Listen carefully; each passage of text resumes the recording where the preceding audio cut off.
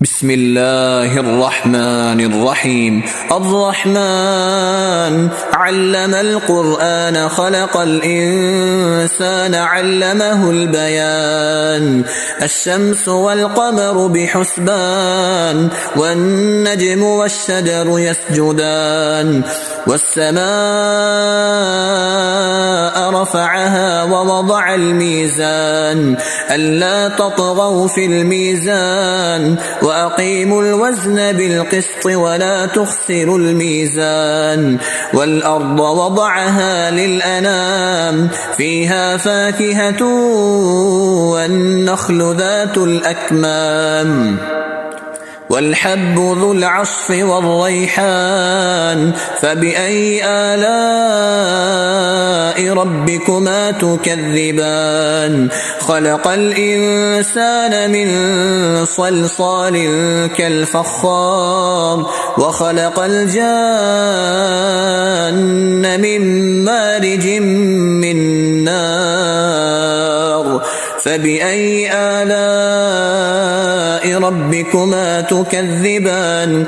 رب المشرقين ورب المغربين فبأي آلاء ربكما تكذبان. مرج البحرين يلتقيان بينهما برزخ لا يبغيان فبأي آلاء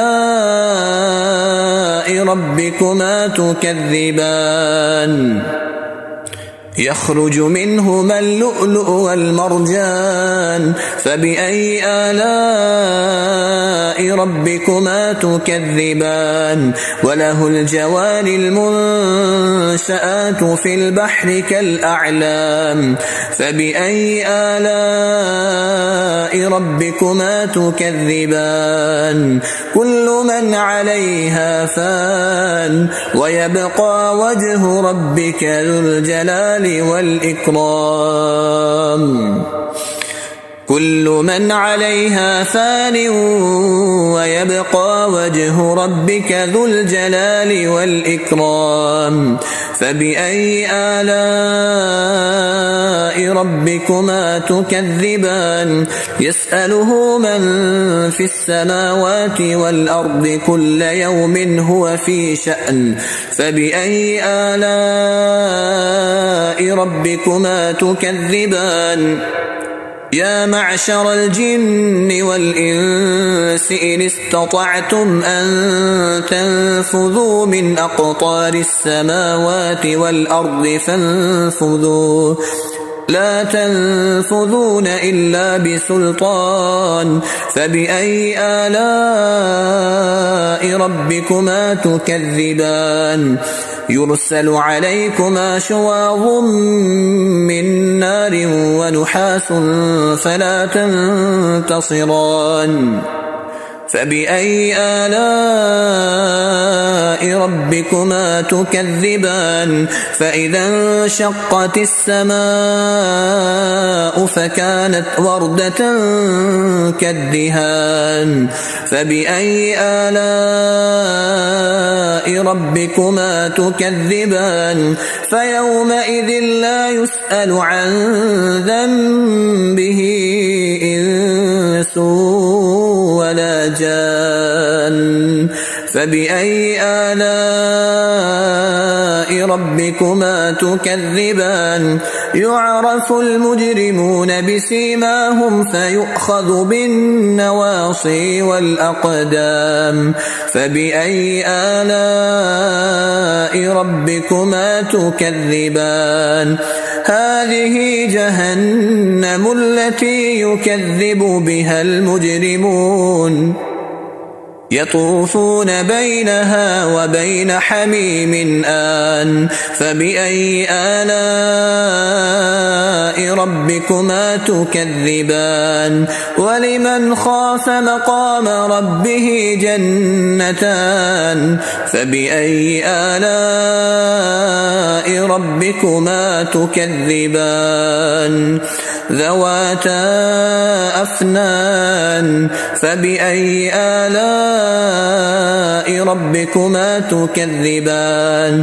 فيهما عينان تجريان فبأي آلاء آلاء ربكما تكذبان فيهما من كل فاكهة زوجان فبأي آلاء ربكما تكذبان متكئين على فرش بطائنها من استبرق متكئين على فرش بطائنها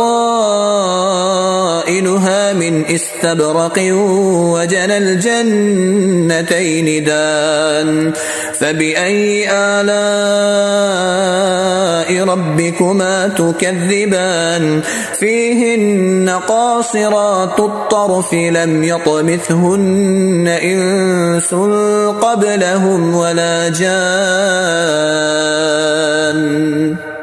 فبأي آلاء ربكما تكذبان كأنهن الياقوت والمرجان فبأي آلاء ربكما تكذبان هل جزاء الإحسان إلا الإحسان فبأي آلاء ربكما تكذبان ومن دونهما جنتان فبأي آلاء ربكما تكذبان مدهامتان فبأي آلاء ربكما تكذبان فيهما عينان نضاختان فبأي آلاء ربكما تكذبان فيهما فاكهة ونخل ورمان فبأي آلاء ربكما تكذبان فيهن خيرات حسان فبأي آلاء ربكما تكذبان حور مقصورات في الخيام فبأي آلاء ربكما تكذبان لم يطمثهن إنس قبلهم ولا جان فبأي آلاء ربكما تكذبان متكئين على رفرف خضر وعبقري حسان فبأي آلاء ربكما تكذبان تبارك اسم ربك ذي الجلال والإكرام بسم الله الرحمن الرحيم الحمد لله الذي أنزل على عبده الكتاب ولم يجعل له عوجا قيما لينذر بأسا شديدا من لدنه